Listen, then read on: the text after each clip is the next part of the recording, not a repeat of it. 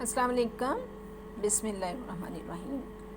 جی بیٹا، چلتے ہیں اپنے لیکچر کے نیکسٹ پارٹ پہ، اور وہ نیکسٹ پارٹ آپ کا کیا تھا؟ میں نے آپ سے کہا تھا کہ وہ لائیو آپ کو دکھا کے بتاؤں گی میں اعتباری زر کی تخلیق۔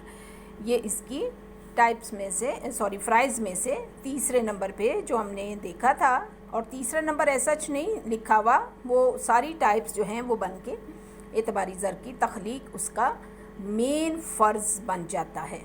تو وہ دیکھتے ہیں کہ وہ کیا ہے۔ وہ ہے آپ کے پاس، یہ دیکھو، فرائض اعتباری زر۔ فرائض میں سب سے اہم لوگوں کی امانتیں اپنے پاس جمع کرتا ہے، انہی امانتوں میں سے ضرورت مندوں کو قرضے دیتا ہے۔ یہ پیچھے بھی میں نے لیبل کیا ہوا ہے، قرضے دیتا ہے۔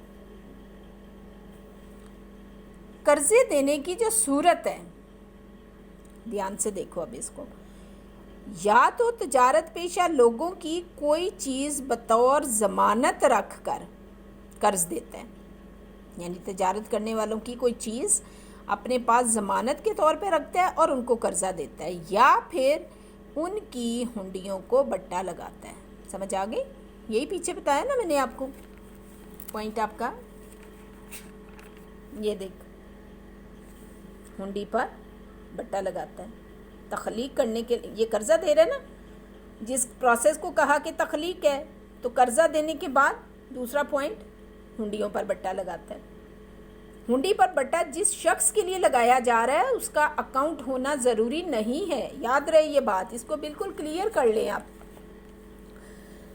یا تو وہ امانت رکھ کے قرضہ دیتا ہے یا پھر ہنڈی پر بٹا لگاتا ہے، یعنی کہ گویا بینک جب لوگوں کو قرض دے رہا ہوتا ہے تو وہ یا لوگوں کی ہنڈیوں پر بٹا لگا رہا ہوتا ہے، تو وہ نیا زر بنا رہا ہوتا ہے، نیا زر سرکولیشن میں لا رہا ہوتا ہے۔ ضمانت بھی روپیہ پیسہ نہیں ہے، زمین جائیداد ہے جو گردش میں نہیں آنی، چلنی پھرنی نہیں ہے، دکانوں پہ خرید و فروخت میں کام نہیں آنی، لیکن اس کے بدلے جو 2 لاکھ 10 لاکھ 20 لاکھ قرضہ دیا گیا ہے وہ گردش میں آ جائے گا۔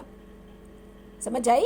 یہ 2 لاکھ 10 لاکھ بنا کے کرنسی ایشو کر کے نہیں دے رہا بینک اپنے پاس موجود امانتوں میں سے جو میعادی امانتیں تھیں اس کی، ان میں سے لوگوں کو آگے قرضے دے دیتا ہے۔ وہ امانت فرض کیا 2 لوگ ہیں، اے اور بی۔ امانت جو ہے وہ اے کی ہی تھی 10 لاکھ، اس میں سے کچھ پیسہ دیکھتے ہیں آگے کتنا رکھ کے، 10 لاکھ میں سے کچھ رکھ کے بی کو قرضے میں دے دیا، فرض کیا اس نے 8 لاکھ قرضے میں دے دیا، ٹھیک ہے۔ اب 10 اے کا بھی ہے اکاؤنٹ اور بی کا بھی 8 لاکھ اکاؤنٹ ہے، حالانکہ کیش منی صرف 10 لاکھ ہے، لیکن سرکولیشن میں روپیہ 18 لاکھ ہو گیا۔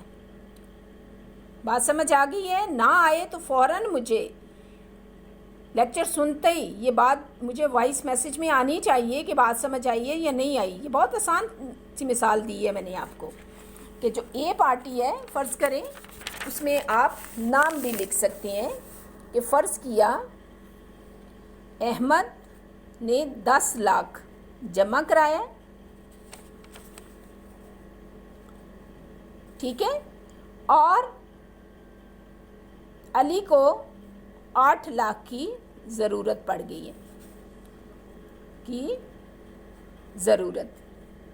اس کے پاس نہیں تھے، اس نے اپنے گھر کے اوپر قرضہ مانگا ہے۔ 10 لاکھ اس شخص کی بچت ہے جو اس نے بینک میں جمع کرائی ہے، 10 لاکھ کیش منی، روپیہ کرنسی بینک میں جمع کرائی ہے۔ اس میں سے مرکزی بینک کے قانون کے مطابق ہر بینک اس بات کا پابند ہوتا ہے کہ وہ ایک خاص شرح سے روپیہ اپنے پاس رکھ لے اور باقی کی رقم فردر جس کو بھی چاہے قرضے میں دے دے۔ تو اس میں سے 20% کا اگر ہم مارجن نکالیں، 10 لاکھ میں سے 20% کا مارجن نکال لیں تو پیچھے 8 لاکھ ہی بچتا ہے جو اس نے علی کو قرضے کے طور پر دے دیے۔ اب ٹوٹل جو اس کے پاس آ گیا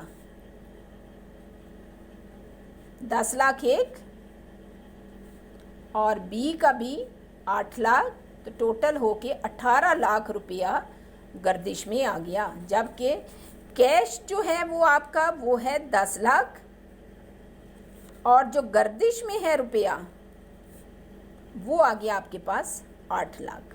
تو اس لیے کہتے ہیں کہ بینک جو قرضوں کا کاروبار کرتا ہے، اس کو سامنے رکھ کے 1-2 دفعہ پڑھیں گی بات سمجھ آ جائے گی، اور یہی بات اس کی یہ آپ کے سامنے اس نے اس طرح سے بتائی ہے۔ بینک کے پاس نئی امانت آئی 1000 روپیہ، اس نے زر نقد کے طور پہ اپنے پاس رکھا اور باقی کا قرضہ 800 روپے جاری کر دیا۔ میں نے 10 لاکھ بول دیا تھا، اس نے 1000 لکھا ہے، کوئی فرق نہیں پڑتا اس سے۔ کل رقم جو کیش ہے اس کے پاس وہ تو 1000 ہے، لیکن جو ٹوٹل اب اس کے پاس آ گیا 200 اس نے خود رکھ لیا تھا، 800 اس نے آگے جاری کر دیا تھا، تو دوبارہ سے 1000 اس کے پاس جمع ہو گیا۔ سمجھ آ گئی؟ اسی طرح اس نے کہا کہ یہ جو نئی امانت جاری کی ہے اس نے، یہ کی ہے نا، جو میں نے 8 لاکھ وہاں لکھا تھا، یہ 800 لکھا ہوا ہے، یہ 800 اس نے علی کو دیا۔ اب آپ کہو گے کون سے علی کو دیا؟ یہ والے علی کو دیا۔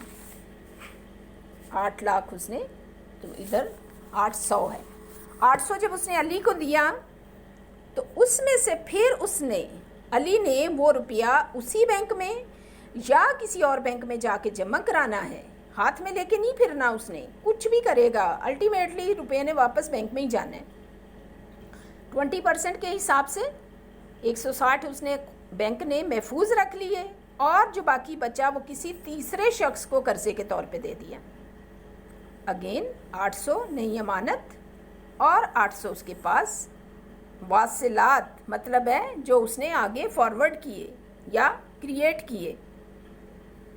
اسی طرح وہ کرتا جائے گا یہاں تک کہ اس کے پاس کل رقم ساری کی ساری جو شروع میں دی گئی تھی وہ قرضے کے طور پہ کئی گنا ہو کے واپس مختلف بینکوں میں جمع ہو جائے گی۔ یہ ہے اعتباری زر کی تخلیق، یہ پورا اس نے ٹیبل بنایا ہوا ہے، دھیان سے دیکھیے گا، کوئی مشکل بات نہیں ہے، کوئی بیوقوف لوگ نہیں ہو آپ، میتھ پڑھنے والے سارے بچے ہو، ٹھیک ہے؟